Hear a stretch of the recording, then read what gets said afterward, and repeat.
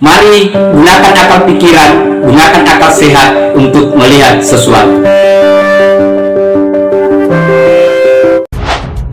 Saya mendengar, mengetahui bahwa ada tanda-tanda pemilu 2024 bisa tidak jujur dan tidak adil, yang hanya diinginkan oleh mereka dua pasangan capres dan cawapres saja. Kalau kemudian saya katakan nanti kemungkinan cuma tinggal dua calon, lalu ada yang marah-marah, menurut saya itu buruk rupa cermin dibanting, itu loh. Kita punya 3 calon, kalau tren Anies turun terus segala macam, jauh selisihnya antara dengan yang 2 lain. Pertanyaannya adalah, apakah akan ada yang mau mendukung orang yang pasti akan langsung kalah di putaran pertama?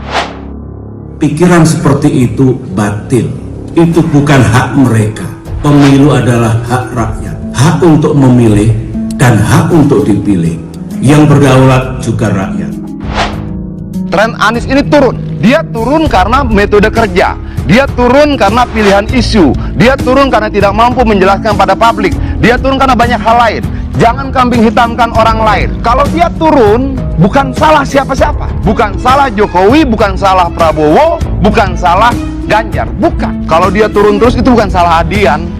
Itu bukan salah Jokowi. Begini, saya tidak mengatakan hambatan ini saya dengan Pak Jokowi, tidak. Saya tidak harus izin sama beliau.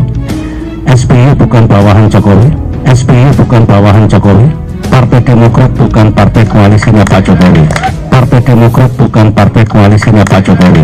Hati-hati juga berbicara. Enggak, gini, maksud saya tidak mau agresif. Tapi kalau masuk situ, saya akan bilang juga bahwa Anies itu mantan pecatannya, reshuffle-nya Jokowi. Bahwa Anies itu mantan pecatannya, reshuffle-nya Jokowi. Evaluasilah. Evaluasi, introspeksi diri lebih baik daripada mencari kambing hitam. Artinya apa? Ini kan Bang Adian ingin mengatakan ada data survei. Kok rasa-rasanya perubahan ini akan nyungsep, akan tenggelam? Ya karena calonnya turun dengan sendirinya dan tidak perlu menyalahkan orang lain. Kalau kita di tanah, ini kan kekhawatiran yang tidak masuk akal.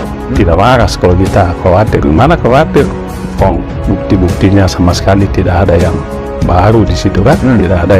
Tidak ada yang menakutkan.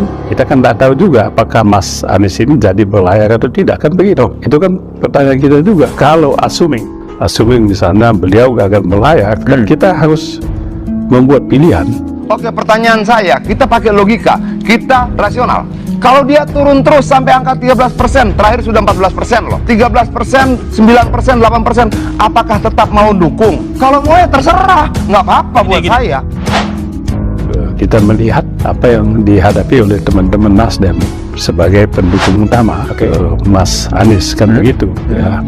Tokoh-tokoh partai ini kan begitu. Pak Sekjennya masuk bui, Pak Sekjennya masuk bui, kan gitu. Tadi kita debat kusir, sekarang kita masuk debat semantik. Oke, kamu yakin tidak Anies menang? Kamu yakin tidak Anies menang? Ya, terus terang aja, Demokrat kan susah. Bagaimana kita mau mengkampanyekan ini belum jelas siapa cawapresnya, kan begitu ya. Teman-teman kader partai Demokrat itu belum ada yang secara masif untuk membuat baliho Anies Baswedan sebagai capresnya, kan begitu. Nah, semuanya menunggu, jangan sampai nanti ini ternyata tidak, kan begitu. Kalau kemudian surveinya Anies sampai 13% doang gimana? 13%, 9%, 8%, apakah tetap mau dukung? Kalau mau ya terserah, nggak apa-apa buat saya. Ya, saya secara pribadi mengatakan ya pilihan kita bisa ke Pak Ganjar, PDIP, kan begitu. Kalau saya bilang sih ntar juga bakal banyak yang gabung. Ini kan persoalan hitungan, informasi, kalkulasi, keinginan banyak lah dari. Ya namanya juga politik. Tapi saya sih berpikir pada akhirnya semua akan ke Ganjar. Dan ingat, selama 10 tahun dulu kita di pemerintahan 2 kali menyelenggarakan pemilu termasuk Pilpres, Demokrat tidak pernah melakukan kebatilan seperti itu. Demokrat tidak pernah melakukan kebatilan seperti itu. Partai Demokrat bersama SBY terus melawan korupsi tanpa pandang bulu. Bergabunglah bersama kami.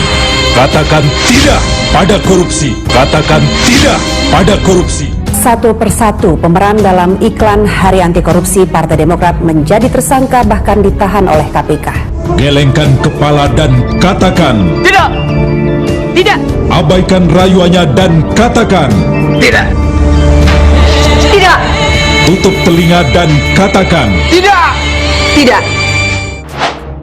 Satu persatu, pemeran iklan itu sekarang telah menjadi tersangka, bahkan ditahan. Sebut saja Angelina Sondah yang perkara dugaan korupsinya telah diputus di pengadilan. Pemeran lainnya, Anas Urbaningrum, telah menjadi tersangka sejak beberapa bulan lalu. Terakhir adalah Andi Alfian Malarangeng. Setelah 8 bulan menjadi tersangka dalam kasus Hambalang, penahanan Andi ini menambah panjang daftar kader Partai Demokrat yang menjadi tersangka, bahkan ditahan karena kasus dugaan korupsi. Kondisi mega proyek Wisma Atlet di Hambalang, Bogor sangat memprihatinkan. Proyek era pemerintahan Susilo Bambang Yudhoyono yang bernilai 2,5 triliun itu mangkrak akibat KPK menemukan kasus korupsi. Tak salah, sejumlah netizen menyindir Hambalang seperti rumah hantu terbesar di Indonesia.